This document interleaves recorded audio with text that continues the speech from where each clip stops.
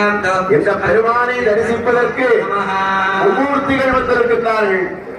30 கோடி தேவர்கள் எல்லாம் வந்திருக்கின்றார்கள். எல்லாவற்றுக்கும் மேலாக பெருமாளை ஆதி கேசவ பெருமாள்.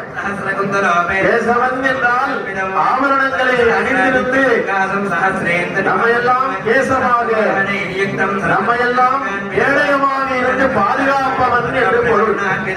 நம்முடைய வாழ்விலே வினை பதிவுகளை போக்குவதற்கு ஆதி கேசவனாக எப்பெருமாள் நம்பெருமாள் வந்திருக்கிற காட்சியினை பார்க்கின்றோம்.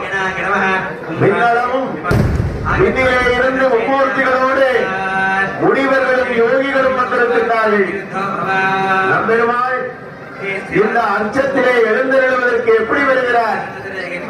மாறி மலைமுழங்கில் மண்ணில் கிடந்திறங்கி சீரிய சிங்கம் அறிவுற்று தீவிழித்து வேலி